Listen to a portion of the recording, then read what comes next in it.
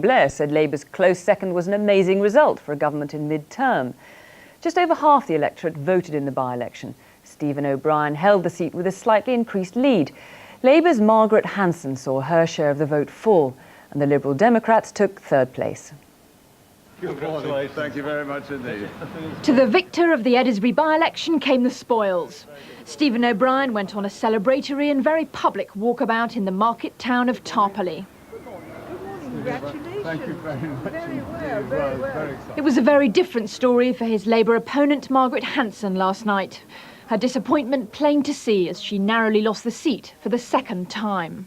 And I do hereby declare that the said Stephen Rothwell O'Brien is duly elected as Member of Parliament for the said constituency. Thank you. And the party leader shared in Mr O'Brien's delight. William, good evening. Well, thank you very much indeed. Mr Hague followed that late-night telephone call by Today, claiming that the Tories had in fact scored a tremendous victory at Eddisbury. It shows that we're keeping, rebuilding, winning back support. Got plenty more work to do, but it shows we made a good start on it.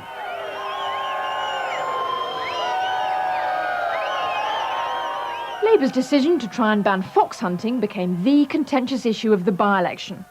Today, the Prime Minister was jeered at by pro-hunt supporters in Newcastle, as opposition to the potential ban becomes more vocal.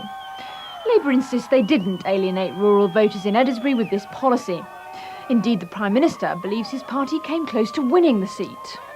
For the Conservatives not really to advance on their general election position when we're in the midterm of a government is a brilliant result, really, for us. And I actually think if we'd had another week, we could have won it. And Stephen O'Brien's victory was achieved with a swing of only 1.1% from Labour to the Conservatives. The Tories have won this seat, but the vote wasn't nearly as good as they wanted it to be. 2 years into a Labour government, and there's still no sign of the spectacular Conservative recovery that William Hague would love to be able to point to. Laura Trevelyan, BBC News in